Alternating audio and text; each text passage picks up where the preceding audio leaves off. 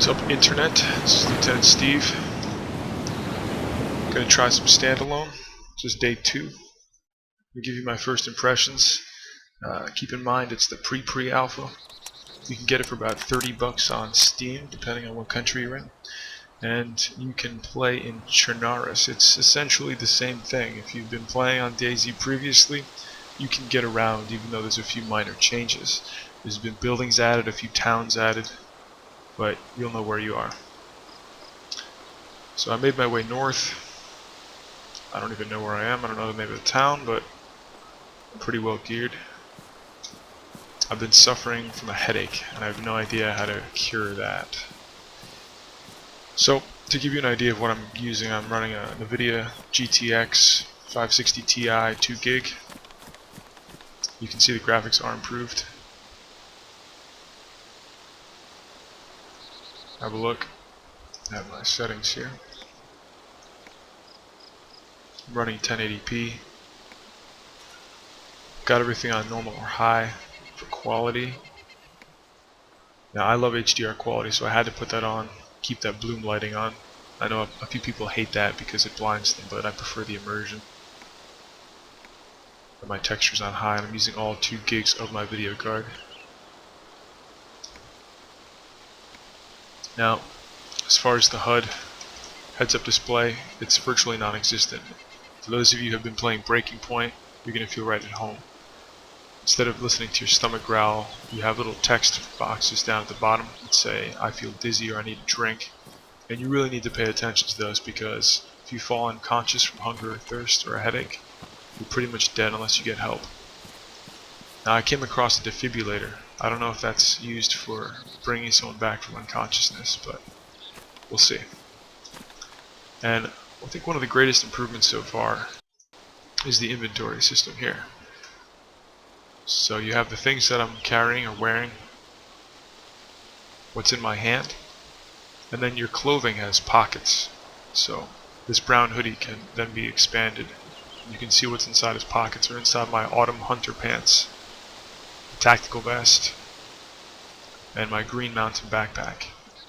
And then things inside your backpack can also be opened and are also interactive. For example, this first aid kit, if I drop it on the ground, then opens up.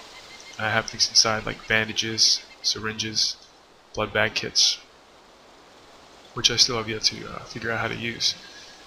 And a lot of objects are interactive. For example, my flashlight, I can put 9-volt batteries inside of it to make it work. I can take a t-shirt, I can tear it into rags and then bandage myself with those rags. So, I think that's one of the greater improvements of the game so far. Now, vehicles, on the other hand, have not been implemented yet. So there are no vehicles as of today, which is, what is today, December 17th. There are controls for them, however. There are key bindings for them. So I'm sure we're going to see them in one of the next updates. At first I thought it was kind of silly to release the game without vehicles, but on second thought, it's actually pretty good, because right now you have to focus merely on survival. It's great for a lot of the newcomers, so they're not overwhelmed. They can pick and choose how they want to go about their survival without having to worry about bandits coming in on cars and killing them all. So it's a good way to take things at an easy pace. So my vision is somewhat achromatic. My colors are faded because I'm slightly injured. I was attacked by zombies earlier.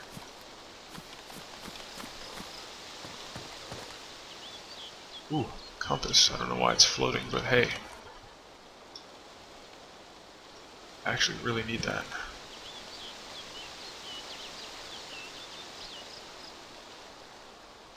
How the hell do I look at my compass?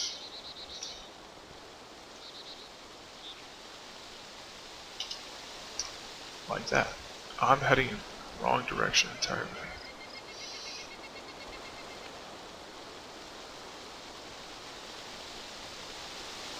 Alright, northbound it is.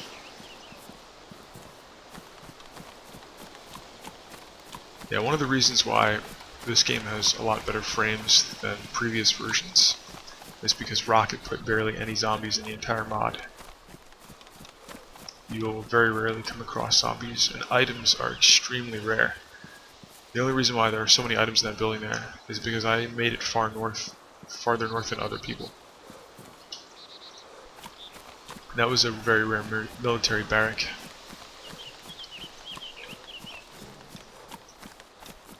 So far, my favorite thing about this version is a lot of buildings that you couldn't enter before are now enterable and lootable. If you go north of Chernarus, it's a great place for newbies to check out, for Bambies to check out. An entire apartment complex. And each one has at least 6 to 10 floors. You can go through each floor, and each floor has many rooms. You can check that out and grab items. If you're lucky, you'll find a medical kit, maybe a bottle of water. So another thing I find interesting is that, according to my buddies, when you kill somebody, and if you shoot them in, say, the torso, you'll actually damage the clothing that they're wearing. I'm assuming that goes the same for the items inside the pockets, or if they're wearing a helmet, you shoot them in the helmet. So if you have to kill someone, and if you can choose where to shoot them, try to get yourself a headshot to reduce the damage to the items that they're wearing if you want to loot their body. There's not a humanity system implemented yet as far as I know, which is a good thing I think, because instead of just killing someone repeatedly to get a new skin, you actually have to work at finding the gear. So those people who do look more badass and are more geared out have actually gone through the work to find the clothing, to find the equipment, as opposed to someone who could just be spam healing or just Bambi killing. You can Bambi kill all you want, you're not going to find the gear that I'm wearing. You're not going to find the ballistic helmet, the gas mask, you're not going to find the tactical vest. These are things that you're going to have to work at to get. Alright, my character is hungry and thirsty, which is extremely dangerous in this game because you can't tell if it's doing damage to you or not. And if you fall unconscious, you're dead. Unless you get assistance. I think that's what the defibrillator is for. So what we're going to do is we're going to take out this rotten orange, we're going to eat it.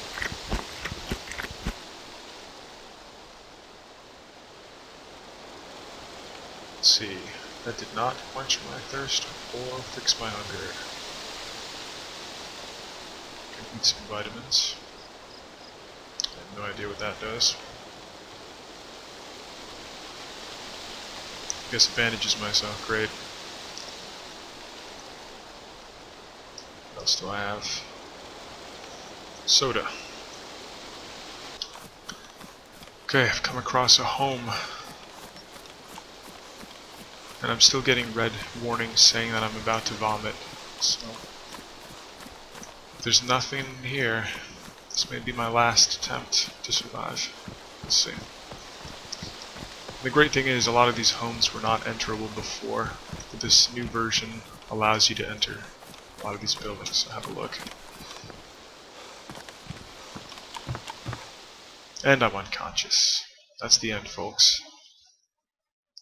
So, once you're unconscious, you're dead. Well, there you have it, folks. There's a little bit of DayZ Standalone for you.